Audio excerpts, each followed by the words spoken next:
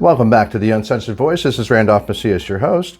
Today's guest is Trish DeBerry, running for Bexar County Judge, our Republican nominee. Welcome to the show, Trish. Thank you very much. I'm grateful to be here. Thanks. And to her left, we have Chairman Jeff McManus of the Bexar County Republican Party. Welcome to the show also, Jeff. Thank you. I'm honored to be here with Trish. And we just want to make sure that the Bexar County voters are aware of your candidacy. I want to make sure they know your thoughts on the issues that are going on currently here in San Antonio. So let's start with a brief biography. How long have you called San Antonio home? What brought you here? Have you been here all your life?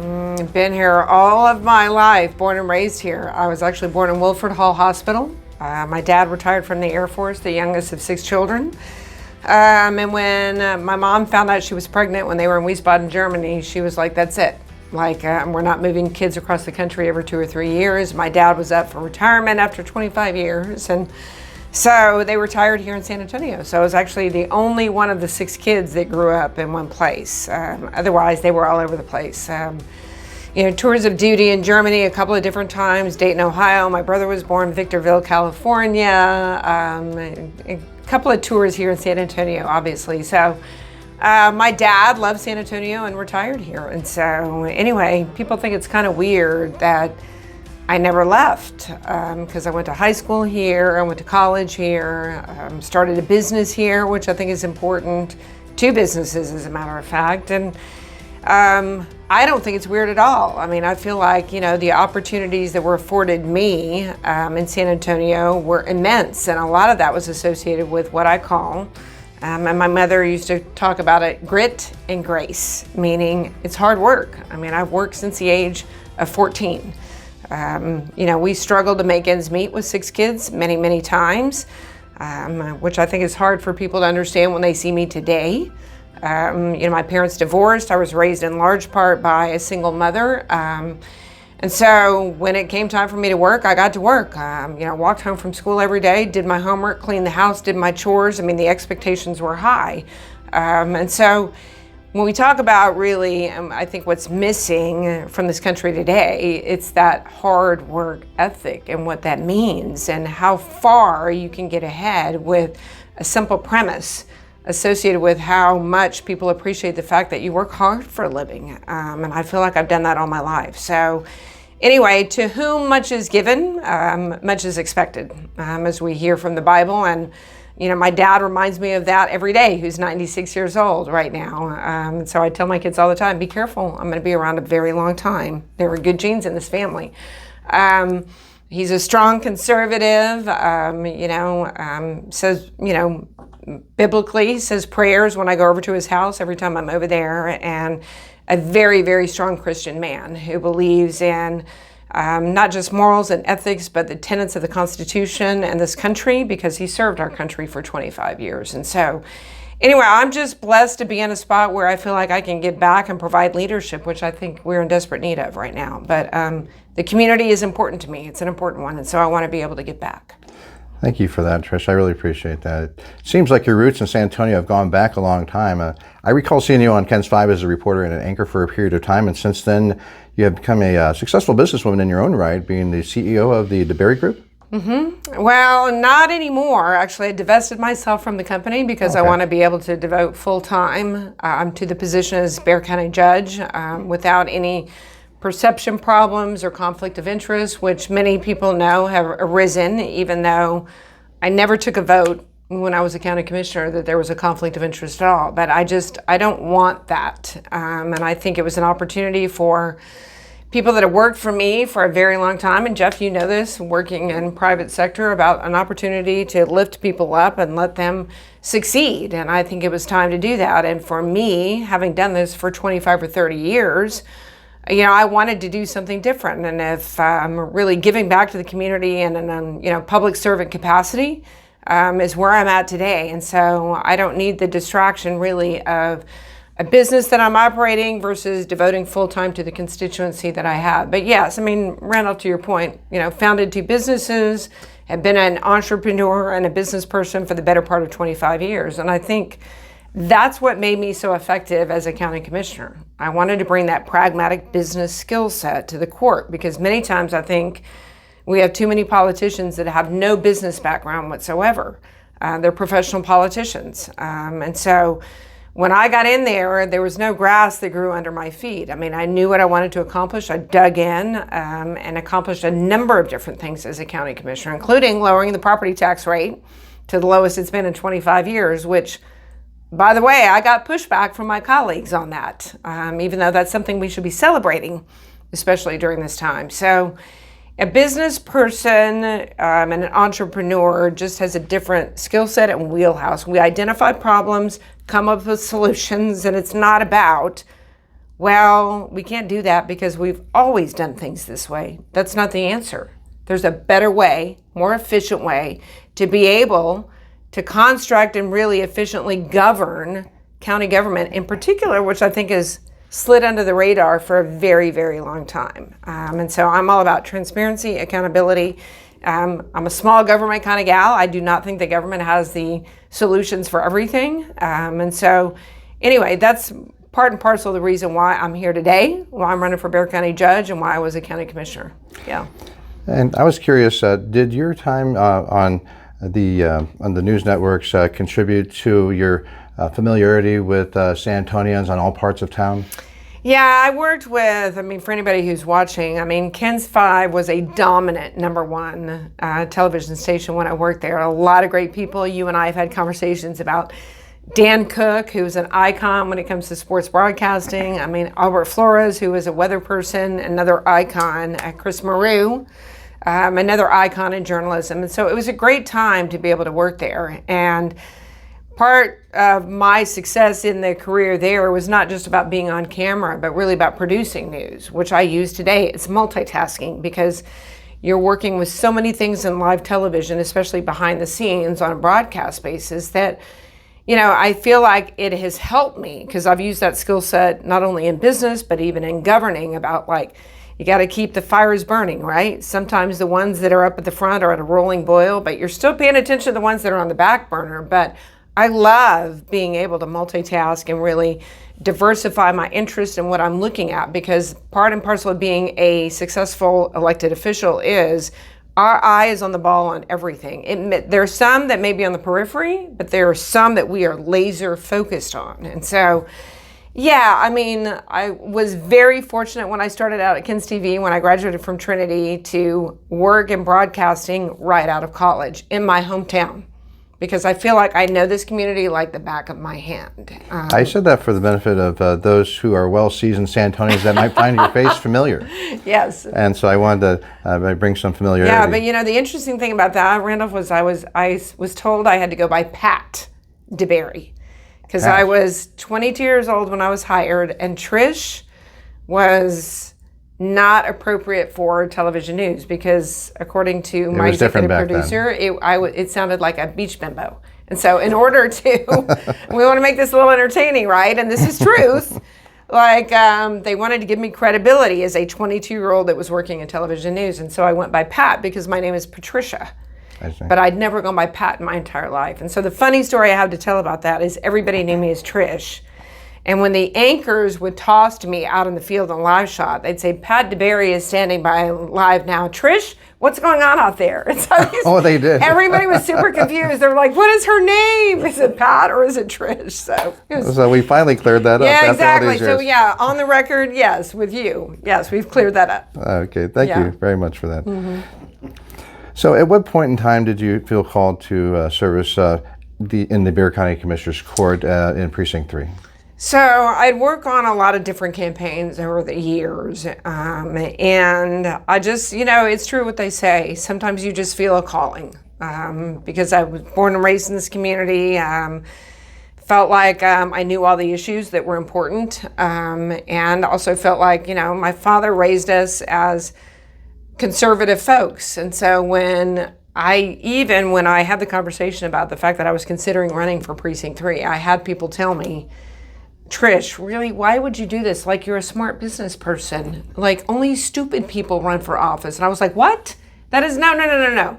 That's not an acceptable conversation. Because if that's the case, we're left with inherent frustration across the board. I think it's high time that we have somebody that's got a business background that is said, hey, I've done that journey, been there, whatever, and now it's time for me to move on to something else and feel like from a leadership standpoint, I can really make a difference.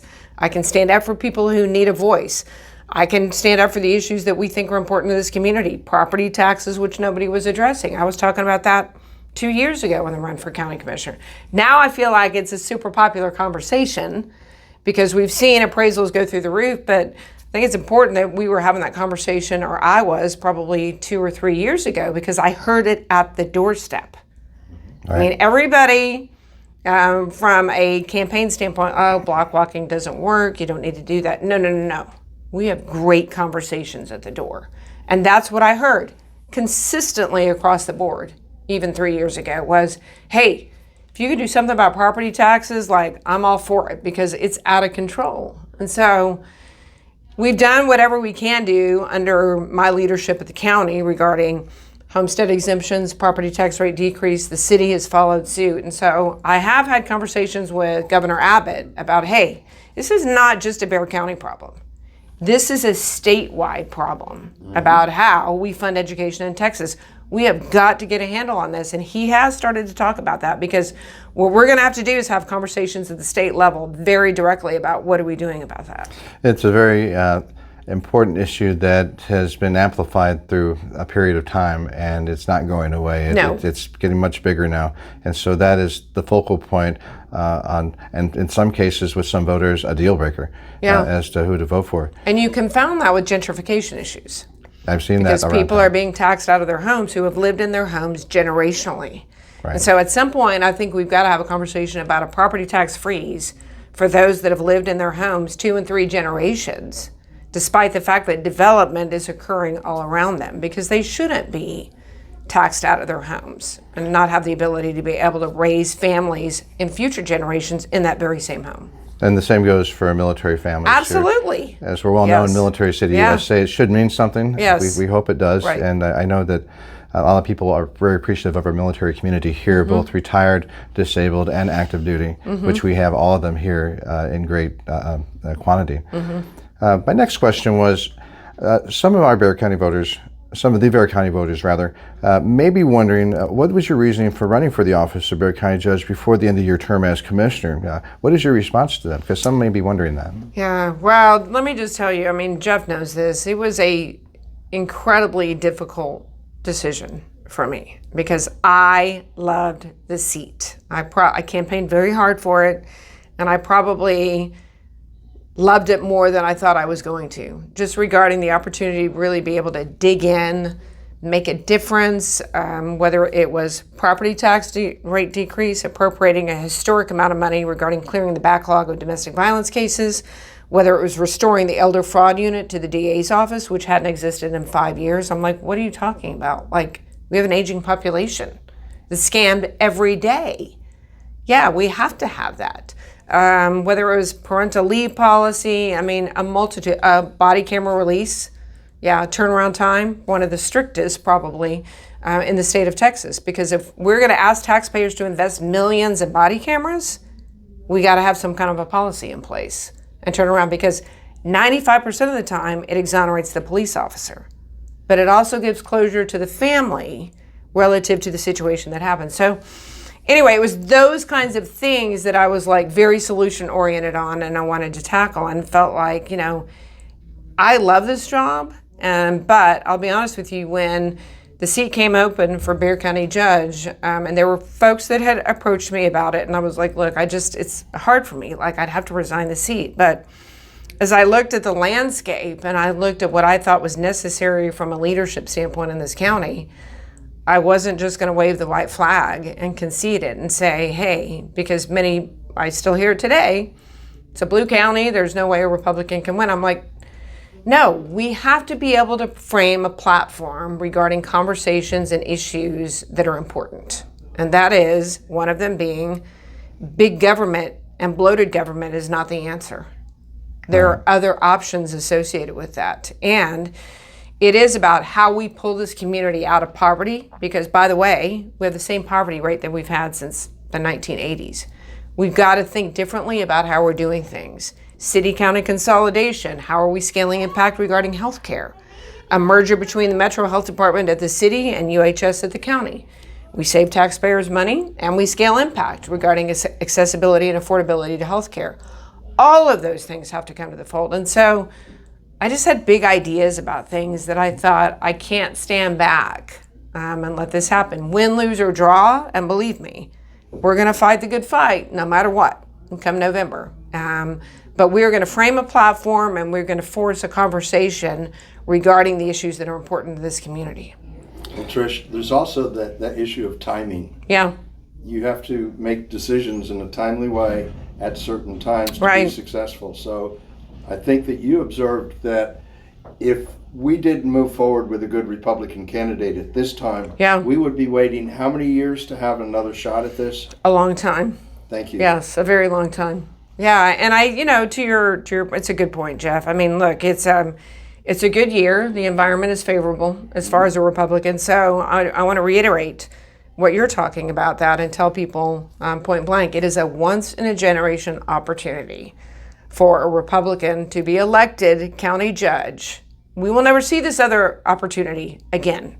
And so the fact that, I saw that and said, hey, I'm going to step up, and not just for my seat, but for those that were down ballot, because we have a Democratic-controlled county courthouse. But what did it mean down ballot for the judges that were running, for the DA that's running or whatever? We had to have someone at the top of the ticket. And that is democracy at its best and at its finest in action, is when we have two parties talking about the issues that are important and framing platforms. And like I said, it was an opportunity of a lifetime. And I've been somewhat of a risk taker all my life as an entrepreneur, and I saw what could be a golden opportunity, but it doesn't come without grit, grace, and hard work. And hopefully you all are following me in the campaign on Facebook, and we are not going to be outworked. We're everywhere.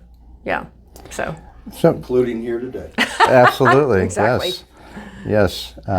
Just curious, a small question. Have you ever held a public office prior to your Precinct 3 commissionership? I have not. I ran for mayor in 2009 against a candidate that many of you, including your viewers, will know as Julian Castro. And so it was probably the tea leaves were not as good as they are now regarding Republicans. And I was running against someone who had a huge name ID. But there again, I ran for that office in 2009 because I just felt like there were many things that I talked about that came to fruition, whether it was what were we doing with downtown, what were we doing about accessibility to education and healthcare, what were we doing regarding Fiesta, when we've got all that trash and all those cups and things like that, why weren't we recycling, So there were, anyway, many ideas that I felt like I wanted to be able to get across. But, everybody has their first run at office, right? And sometimes it's not successful. You try, you fail, you try again. Yeah, but I learned a lot of really good lessons from that race. And I'll be honest with you, and it's, for those of you that are thinking about, I want to run for a school board, I want to be either on city council, I want to be a county commissioner, I want to be on planning and zoning, whatever committees, because we need good people to step up. Sometimes you don't get there the first time, and there are a lot of lessons associated with that. But I'm a big proponent of what we call failing forward, meaning you fail, but you get back up, and you dust yourself off, and you learn those lessons, and you go back at it. And I said I would never run for public office again. And look, here I am. So the end of the story is never say never, because it's about, to your point, Jeff, opportunity only comes once, knocking. And you have to take advantage of the opportunity. I agree. So entirely. Thank you for that, Trish. I appreciate that. So let's get back to the issue of property taxes. You took some action as Precinct 3 County Commissioner in that regard. Is there an enhanced role as county judge to attack the same thing?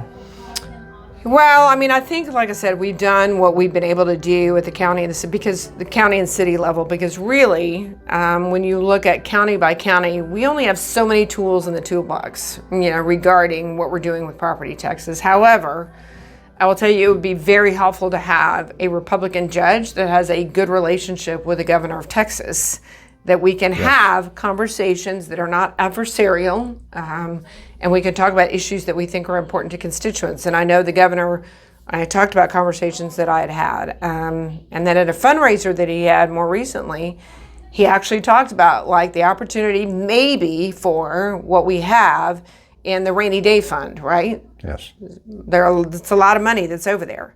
So does he have the opportunity to wipe out the M&O rate associated with school districts, which is where a majority of our taxes come from, property taxes come from? If he can eliminate that and use monies from the rainy day fund to do that, that's a big dent, obviously, in property taxes. So, yeah, I mean, we have a limited, like I said, tools or ammunition or whatever to be able to combat what's happening, because it really is a state issue. However, you can use the office as a bully pulpit to make sure that we're having constant conversations with the legislature, constant conversations and pounding the drum regarding the need for property tax relief. So. Yes, I was very curious if what the county judge's role was as opposed to a commissioner. Do you all act as a full body? Do you set an agenda as Bexar County judge, and then? Well, we set the property tax rate, okay, which is hugely important. So we've got to look at like what's the give and take associated with that. The property tax decrease that I advocated for, which was controversial at the time, was a $1.8 million hit to the county budget. And when I talk about it being controversial, I did get the support of the county judge and Commissioner Calvert. But let me tell you, it was tough on the other side. There were two county commissioners who were dead set opposed to that property tax rate decrease and said, you're going to cut women's programs and you're going to cut children's programs. And I'm like, no. I never said that. We're going to scrub this budget because there's a lot of fat in this budget to be able to offer taxpayers relief. And it comes without cutting women's and children's programs. It's a great talking point. Yeah, when you're trying to prove your case, but I knew after having scrubbed that budget, we could afford to do it. So yes, there is an opportunity to take another look at, do we lower it even further? But yeah, where do we make up the difference? But I think there's opportunity to be able to do that. Thank you for that. Let's move on to a different subject then. Infrastructure in Bexar County is in need of a massive makeover. Do you have a plan to fund these projects to make Bexar County more appealing to people that may want to move to Bexar County? Because we have increased our population, according to the Census Bureau, multiple times. Sometimes San Antonio increased more, sometimes Bexar County as a whole increased more than the city itself. This is according to the last Census Bureau report. How would the funds be, brought forth? Is it through a taxation? Is it through certain types of funds that are already in place? I mean, I prefer that it's not through taxation, obviously, but to your point, we have huge infrastructure needs in this community. We are a growing population. I had the opportunity to serve on the Metropolitan Planning Organization when I was a county commissioner.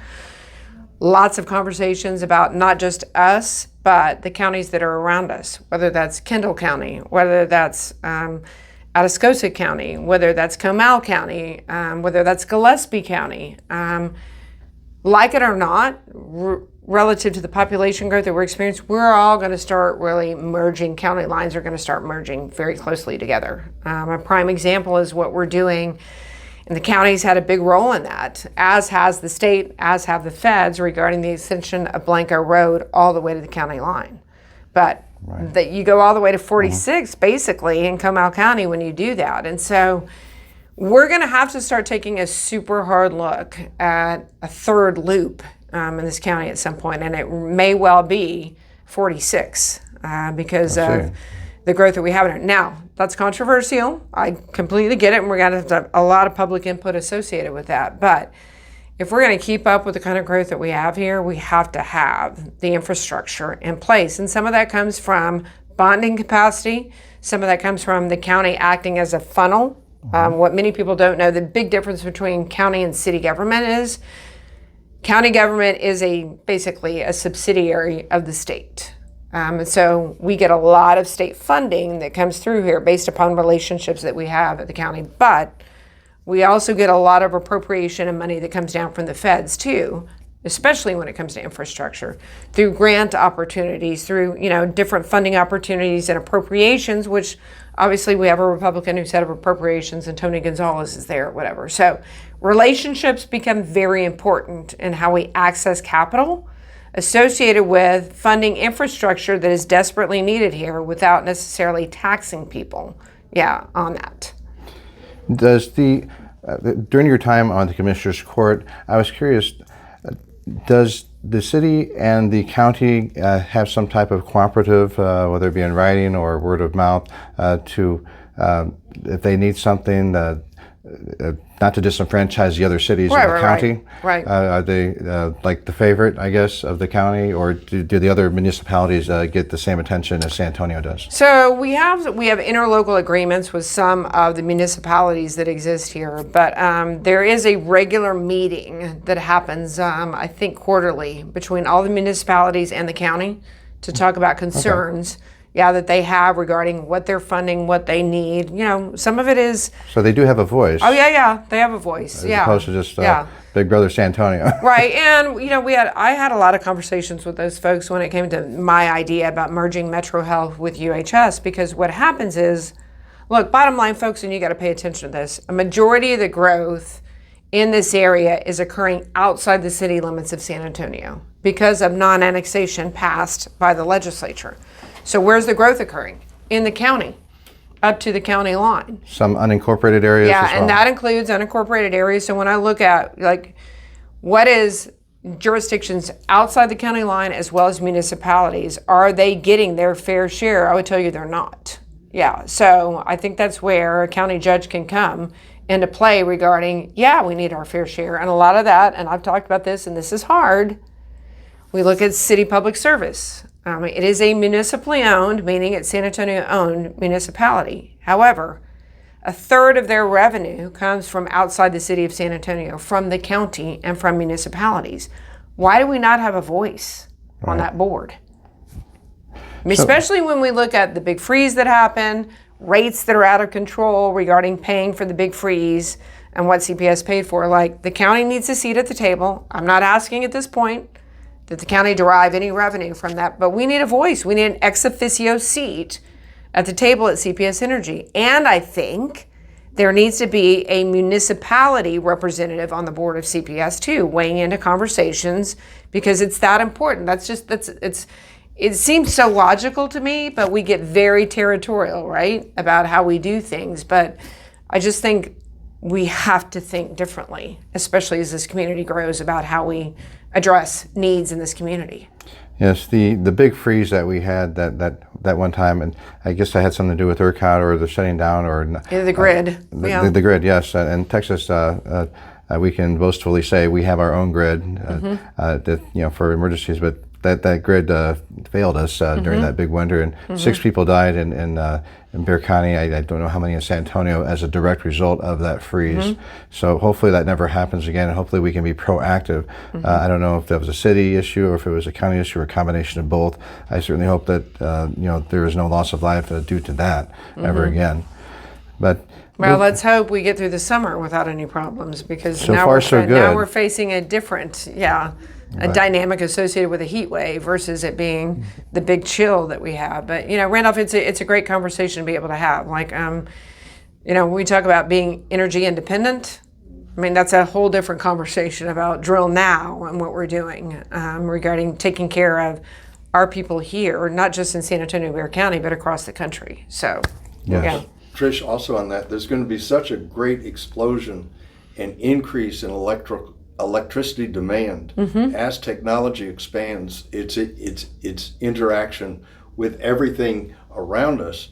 Our electrical demand is going to increase dramatically. And we need to look at alternate sources other than the wind and the sun and oil. I'm reading a lot of material right now, and I think it's time for us to reconsider the concept of having a nice nuclear power plant somewhere in Bexar County, or certainly close to us, because that is one of the most densest forms of energy that can produce the greatest amount of electricity at the lowest cost. So it's an interesting conversation, Jeff, because when I ran for mayor, we had the opportunity, South Texas Nuclear Project, to acquire a greater interest in STNP regarding nuclear power. To your point, yes, it's a very reliable form of energy, which we have to have base power. Wind and solar are great, but that's not base power. The other opportunity associated with nuclear is the carbon footprint is zero.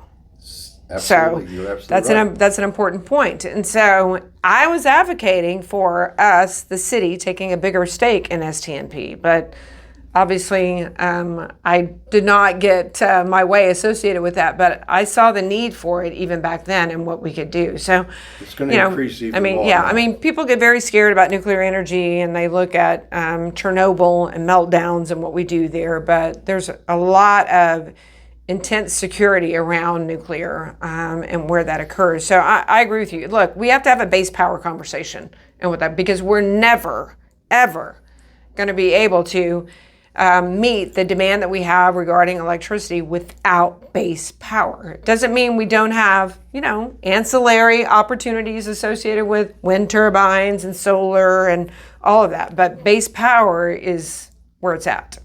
I agree. Mm-hmm. And that has been a very important issue as far as it comes down from the federal level and it trickles on down to the states and then it trickles into the county and then into the city.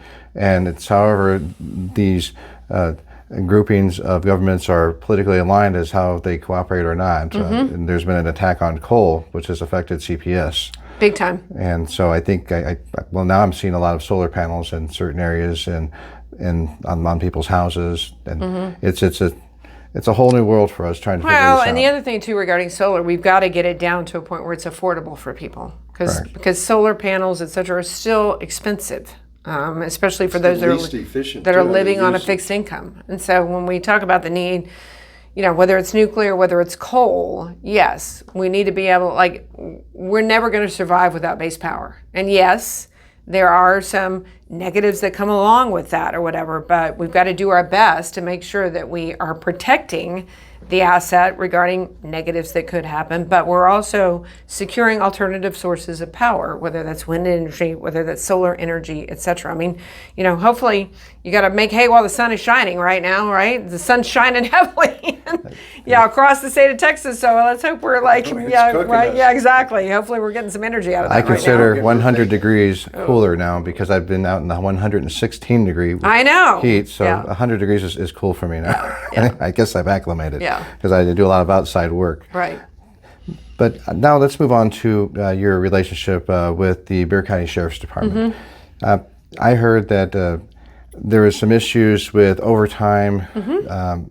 Personally, I've done a FOIA request on it to find out how much money is being spent. It took a couple months to get the information, but I finally got it. And is there, with all due respect to the sheriff, he is an elected official, and the Constitution of Texas requires him and prescribes him to carry out the duties to take care of his jail in an efficient manner, and that's a direct quote from the Texas Constitution. Does the county have some type of cooperative oversight on that? We don't have any cooperative oversight. I mean, we, from a purse string standpoint, funding the jail comes from the county. So we have to appropriate money for the jail, whether that's repairs, maintenance, overtime, what have you. The sheriff has to come forward with his budget every single year. And so really the only control mechanism the court has is the purse string option. So I just didn't feel like there was enough of a conversation being had around jail overtime. I mean, because we're spending 13 to 15 million every year, and what is the definition of insanity? Right. Doing the same thing over and over again, expecting a different result. So yes, I was hard on the sheriff because I was like, look, we got to get a handle on this. This is taxpayer money. We cannot continue to do this. And so, we had a conversation, which is why I asked for a consultant to come in and benchmark against other counties that might be doing things a little differently or better to see, are there some best practices that we could be implementing at the Bexar County Jail to help this? Now, some of this also has to deal with the fact that we've got to pay our Bexar County sheriffs more. I mean, we have to. I mean, in comparison to what SAPD is paid, we have great people that go through the Bexar County Sheriff's Office and probably people we would want to keep and retain. But as soon as they can, they want to go over to SAPD because they're going to get paid more and the benefits are better. So I would tell you, Randolph, it has to come down to, from a budgetary process, I don't know that we've placed at the county enough of an emphasis on public safety and the sheriff's office. And believe me, look, the sheriff and I obviously have gotten into it or whatever, but I think there's more common ground that even he sees that can be struck. Because, I was, during the primary, I was supported by, the first day I filed, but supported by the Deputy Sheriff's Association, because it wasn't just about jail overtime. It was about conditions in the jail for the corrections officers that are there, the culture, the double and triple overtime. We've seen people that have driven home after working triple overtime shift and wrapped their cars around a telephone pole and been hospitalized because they fall asleep at the wheel. I mean, many different things. Recruitment, paying deputy sheriffs more, making sure that we have a culture at the jail that is one that people want to work in, because that's a hugely difficult place to work. I mean, there's no question. So it is about, and I seem to be the only county commissioner that was really kind of, pounding the drum regarding that issue, but it's because I felt like public safety was that important. And the collective bargaining agreement regarding deputy sheriffs had been lingering out there for 2 years. And I, had conversations and said, hey, we need to get this done. And by the way, during the cost of living allowance that's been given to the entire county over the past 2 years, because the collective bargaining agreement hasn't been struck, these folks that are putting their lives on the line every single day haven't gotten a COLA increase in 2 years. Oh, I made sure that was included in the collective bargaining agreement, that they were going to get that because they deserved it. And I was one of the only county commissioners who denied a COLA increase, because I'm like, look, we make a healthy salary or whatever. It was COVID. I was like, I'm just not comfortable taking any kind of a pay increase, especially when we have first responders that haven't been able to get one. So one of my proudest moments is that being able to strike that collective bargaining agreement, get that done, and get that on the table, and make sure that they had 2 years of COLA increases, associated with their, the time that they're giving to us, as public servants. So these officers, whether they be detention officers or patrol deputies, put their lives on the line every day to protect us. Whether it be to manage the jail in an efficient manner as prescribed by the Texas Constitution, or whether it be through the Commissioners Court to administer their authority as commissioners prescribed by the state to be run also in an efficient manner. The Texas Constitution mentions efficient many times in many different areas. Thank you. So and that's what I was looking for, is efficiency. Exactly. So you told me earlier that it was the County Commissioners Court that actually did the first consultancy. Yeah, so, one of the ideas that I had regarding getting a handle on the overtime problem, and really kind of just taking stock at pay and what deputy sheriffs were being paid, and looking at the rest of Texas, was that we bring in a consultant, independent consultant, to take stock, and offer up some recommendations. And so we had a vetting process. We talked to 3 different firms associated with that, got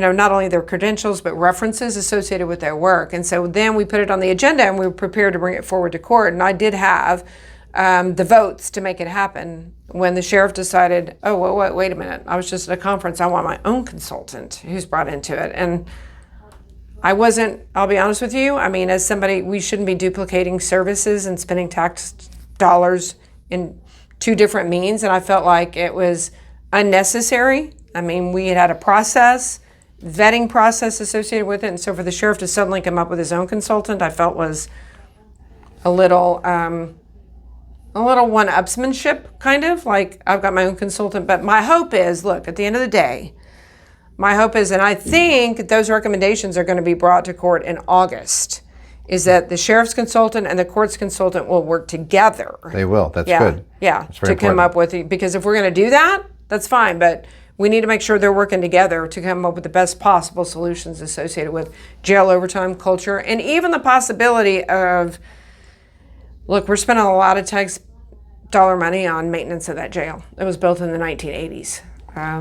So to have dueling consultancies is maybe too many consultant agencies, I would think. Yes. Maybe the Bexar County voters thinking that. Yeah, it is, and I wasn't in favor of it, but I want to make it clear it was our idea and my idea for a consultant. Like, we brought that forth, and it wasn't made a response and to it wasn't until the last minute that the sheriff responded to that and said, "Oh, I want my own consultant." So, and in reference to the San Antonio report, there is an article that was put out that the sheriff had brought out a gentleman, I can't remember his name, but he's a CEO of a company called Detain, and you were talking to him, asking him questions. Well, all the commissioners were asking questions, but you were put on the record quoting, I think you asked him about his website, and he responded that he did not have one. And you had said earlier to the sheriff, I believe you were quoted as saying, I am looking for professionalization of the Bexar County Jail. And the sheriff was quoted as saying, I want to use the word, or I prefer to use the word, privatization. So some are wondering, do you want to privatize the jail? Is it, or did you, when the guy from Detain, the CEO rather, the gentleman from Detain said that he didn't have a website, you asked him, that's what I mean by professionalization. So some were wondering if they thought maybe you thought privatization. Because the sheriff said that. So that word has never come out of my mouth. I've never talked about privatization. What I have talked about, the fact is, from a professional standpoint, I mean, as we, Jeff, you working in the private sector or whatever, when we look at credentials associated with, if we're going to pick a consultant to come in or whatever, you want to be able to do some investigation regarding their capabilities, their references, success, stories that they have associated with their consultancy. But I didn't see any of that because there was nothing to look at. I mean, we just had to kind of like take it and say, oh, I met this gentleman and I'm sure he's great or whatever, but I met him at a conference or whatever and he said he could do the work. I just don't think that's how the county should operate. I mean, it's not about, I profess that I can do this. It's like, what's the background, what is, because one of the harbingers of success is the work that you've done in the past, and I just didn't have the opportunity to be able to look at that or see that. Doesn't mean somebody's not successful at their job, because they don't, but we've got to be able to have that level, like I said, a professionalization associated with the administration of the jail, because it's too important an entity. We have 5,000 beds that are in the jail right now, and when we recruit people to work there, I mean, we've got to make sure that we have good people that are there. We've got to make sure that we have an administrative crew that knows exactly what they're doing, keeping, costs under control. And the other thing is, I want to see data. Right. I mean, data and metrics, are really what, if we needed to appropriate more money, that's fine. But I need to see how we're moving the needle back and forth associated with the data and the metrics associated with overtime, staffing, allocation, what are we doing? I mean, because we ask all of those questions in the private sector. If we looked at an overtime problem, what would we say? Why is this? How do we handle this? What can be done to solve it? No, so that's true. Yeah. And I only asked that question to appease the Bexar County voter who was thinking you might be leaning toward privatization. No. And so that absolutely is not the case. And I don't think I would have the support of the Deputy Sheriff's Association if they felt like I was leaning towards that either. I think they understood I was trying to represent the rank and file who are working in that jail every single day and double and triple overtime shifts, not getting paid enough to be able to do that. I think I was their voice, and I think they understood that. And so never, whether it was a private conversation, no pun intended, or a public conversation, was the word privatization ever mentioned. It was like, we got to make sure that we are handling jail administration in a professional manner. No, it's about bringing it into the 21st century. Exactly. Good business practices, Right. best practices. Right. We've done that. I've seen that taking place in the institutions and the businesses that Right. I've worked with Right. and founded Right. over the last 50 years. Right. And You do that to everybody evolve loves. and You get better. You just keep going so Right. you can get better, be more Right. efficient. Right. And, Pivot, adjust, and provide the services that Exactly. you're charged with providing. Right. Yeah, absolutely. Thank you very Great much. question. Yes, I think it needed some clarification. No, I agree because, with you. I appreciate the opportunity to when address voters it. talk to each other, it cultivates into something maybe it shouldn't Right. blow up into. Right. And so I'm glad we could set the Yeah, record straight me on too. that. Thank you. Thank you for that. So my final question is, what is your message then to the voters of Bexar County who have the power to elect you, and why should they vote for you and not for the Democrat opponent in this case? Oh my goodness! All you have to do is look at deal the breaker, I guess. Yeah, all you have to do is look at the environment that we live in today. Correct. We have gas prices that we haven't seen since the 1980s. Since I was in high school, we have inflation at a rate. Consumer price index is over 9%. We have a border situation that's out of control, and we haven't even. I know we've talked a lot about things, but what that impact is on San Antonio regarding the migrant centers that have opened. what that means for those that don't have sponsors or places to go, they're in this community. And so what is the drain on healthcare and education? And don't get me wrong, there's a lot of compassion. And I talked about a conversation I had with some folks that were from El Salvador that had immigrated to this country legally, who love this country. But we've got to get a handle about comprehensive immigration reform. I feel like San Antonio can be really ground zero for a circulatory process about how people come here legally and get back. And really, what is the bipartisan accord associated with immigration reform? Because what we have today is not acceptable. We can't have the borders as porous as they are right now and not feel like, well, that's just happening down the valley and there's no impact here in San Antonio. No, there's an impact every single day in San Antonio. I mean, go to the airport. I get pictures and I get folks that are texting me about conversations in the airport about what's happening there. What's the strain on resources there? I had a conversation with airport police recently about that. And interestingly enough, he talked about the fact when you have folks that are moving around the city and have really nowhere to go, whether they want to be at the migrant center or whether they don't, because some don't. I mean, they're going to go wherever they want to go. Or do they become soft targets for people that get really upset about this immigration issue? And are their lives in danger associated with that? And I was like, I hadn't even thought about that, associated with the complicated issue that is that. But anyway, when we look at the state of the country and realize, do we think that Bexar County is headed in the right direction? I would tell you, no, I don't think Bexar County is headed in the right direction. I think we've got to have strong leadership.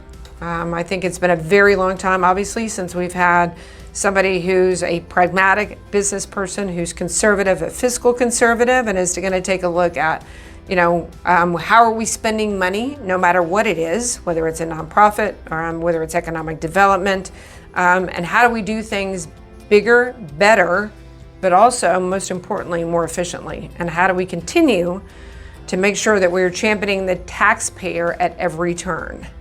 So anyway, I think that's the difference that I bring to the table, and I hope that Bexar County voters will recognize that. And I understand that I will work hard for them every single day. Thank you very much for that. Thank you for coming in. Absolutely. This has been fun. Yeah, I probably talked too much, but this has been a good conversation. Your time to share your views with us. Yeah. And it's very important for the voters out there to know who you're voting for. Pick carefully. It sets the tone for the future of your life. Vote for Trish DeBerry. Thanks, Jeff. Thank you very much. Thank you. Thank you, Randolph. And once again, this is the Uncensored Voice. Once again, thank you, Trish. Thank you, Jeff, for sitting in and helping with cultivating this conversation, which is very much needed, so the voters of Bexar County are well educated and know what's going on, and make sure we get our Republicans in office because we're much needed now. So once again, early voting is October the 24th till November the 4th, and then a general election, which a lot of things are on the election ballot right now. So once again, this is the Uncensored Voice with Randolph Pacius, your host. Thank you, Chairman McManus, for your time here with Trish DeBerry, and thank you, Bexar County Judge nominee, Trish DeBerry, for your time. Thank you. And I want to make sure we get the vote out. Early voting is October the 24th to November the 4th, and Election Day on general election is November the 8th. So God bless America and the great state of Texas. Amen. Thank you.